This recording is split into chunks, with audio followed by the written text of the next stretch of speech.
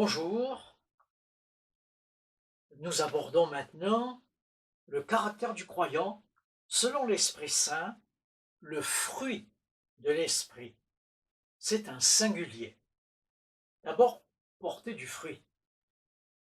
Le fruit du juste est un arbre de vie, au verbe 11. Et si nous n'agissons pas dans l'amour, nous perdons l'objectif divin. Pour bien exercer un don, un service, un ministère, l'amour est indispensable. C'est le précédent enregistrement.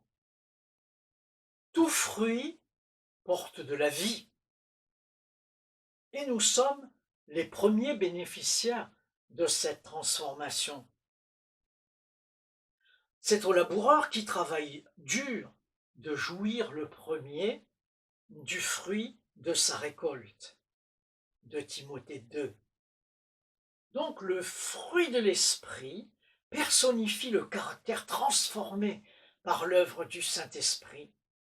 Je prierai le Père, il vous donnera un autre consolateur qui soit éternellement avec vous, l'Esprit de vérité, vous le connaissez, car il demeure en vous, il sera en vous, Jean 14, 16.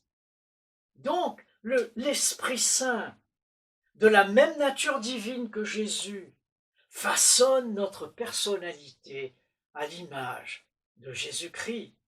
Et à travers nous, il va révéler le Fils de Dieu. Nous sommes appelés à être participants de la nature divine parce que nous sommes filles ou fils de Dieu. Le fruit est un processus. Le fruit se forme dans la durée, plus ou moins rapidement. Il se bonifie avec les saisons. Le processus inclut mise à l'épreuve, discipline, c'est-à-dire des aléas climatiques, des aléas liés à la terre ou des aléas liés à l'homme. En Jean 15, il y a un exemple. Je suis le vrai cep, et mon père est le vigneron. Tout sarment qui est en moi qui ne porte pas de fruit, il le retranche. Et tout sarment qui porte du fruit, il l'émonde, afin qu'il porte encore plus de fruits. Demeurez en moi, et je demeurerai en vous. Comme le sarment ne peut de lui-même porter du fruit s'il ne demeure attaché au cep, ainsi vous ne le pouvez non plus si vous ne demeurez en moi.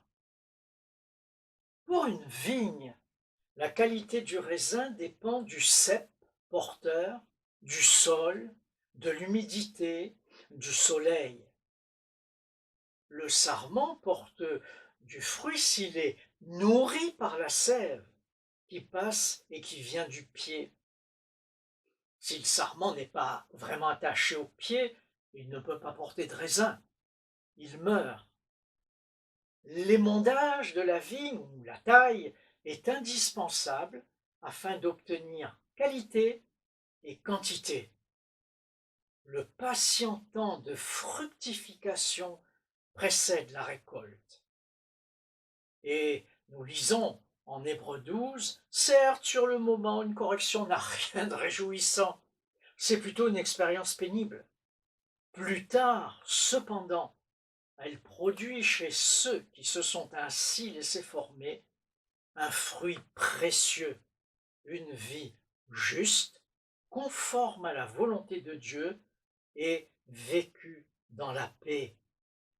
Donc, en nous, le Saint-Esprit agit pour transformer les domaines encore charnels. Il est la sève divine qui va porter le fruit. C'est un processus, le processus divin vers la maturité. Le bon enracinement d'un arbre contribue à sa fructification. La clé majeure pour le croyant est de demeurer, d'être greffé en Christ. Comme le sarment vient et reste attaché au cep, Si quelqu'un m'aime, dit Jésus, il gardera ma parole, mon Père l'aimera, nous viendrons à lui, nous ferons notre demeure chez lui. Là encore, unité, communion avec le Fils, avec le Père. Parce qu'il y a réciprocité, donc dans la communion, la nature du croyant est changée par Jésus-Christ et nous recevons sa vie. Et ainsi à travers nous est révélé Jésus-Christ. L'amour de Dieu a cette capacité, avec le Saint-Esprit, de fédérer en nous les qualités spirituelles. Aucun aspect de la vie n'est étranger. Mais la transformation se fait, et ce que je vais dire est important, si le croyant est d'accord et le demande. Si le croyant est passif ou refuse, le Saint-Esprit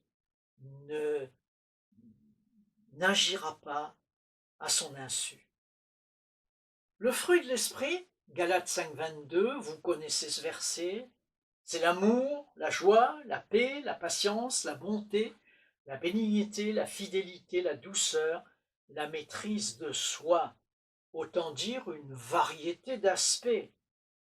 Et l'esprit montre qu'il y a une unité malgré la variété, par opposition aux œuvres de la chair mentionnées un petit peu plus loin, Galates 5, 19. Alors l'amour, la voie, la meilleure. Nous avons commencé déjà à parler de l'amour à travers 1 Corinthiens 13. Nous allons élargir notre propos. La nature de Dieu est amour. Le don divin, c'est un esprit d'amour répandu dans nos cœurs par le Saint-Esprit. Son ampleur est telle que le comprendre demande souvent du temps. Paul s'adresse aux Éphésiens et leur dit au 3e chapitre, verset 14, « Je fléchis les genoux devant le Père, afin d'être puissamment fortifié dans l'homme intérieur, en sorte que Christ habite dans vos cœurs par la foi, afin qu'étant enraciné, fondé dans l'amour, vous puissiez comprendre avec tous les saints quelle est la largeur, la longueur, la profondeur, la hauteur, et connaître l'amour de Christ qui surpasse toute connaissance, en sorte que vous soyez remplis jusqu'à toute la plénitude de Dieu. L'amour est fondateur, présent de toute éternité, devenu visible avec la croix. L'enracinement est dynamique. Les racines puisent dans le sol leurs nutriments pour leur croissance extérieure. C'est une clé de la maturité spirituelle. Sans l'amour de Dieu dans nos vies, notre croissance est limitée, voire inexistante. Dans le grec, aimer se décline en 4 termes. Eros, l'amour sexuel. Philadelphia, l'affection, affection fraternelle. Philia, l'amitié. Agapé, l'amour de Dieu. Ce dernier pur, désintéressé, durable, éternel, ni physique, ni émotionnel. Dans le Nouveau Testament, hormis l'amour venant d'en haut, 3 dimensions sont mentionnées. L'amour pour Dieu, l'amour pour le prochain, l'amour pour soi-même. Tu aimeras le Seigneur ton Dieu de tout ton cœur, de toute ton âme, de toute ta pensée, de toute ta force. Là, il s'agit de l'amour pour Dieu. Voici le second commandement, tu aimeras ton prochain. Donc, deuxième amour, l'amour pour le prochain. Tu aimeras ton prochain comme toi-même. Troisième amour, l'amour pour nous-mêmes, parce que nous sommes une créature merveilleuse aux yeux de Dieu. C'est un commandement, il n'y a pas d'autre commandement plus grand que cela, c'est un commandement, pas une option. Si nous n'aimons pas, nous désobéissons au Seigneur, c'est un péché. Il nous a aimés le premier, de toute éternité. Toute notre personne est impliquée, notre esprit, notre âme, notre corps. C'est vrai que nos péchés passés, parfois nous culpabilisent encore, nos traumatismes, nos émotions.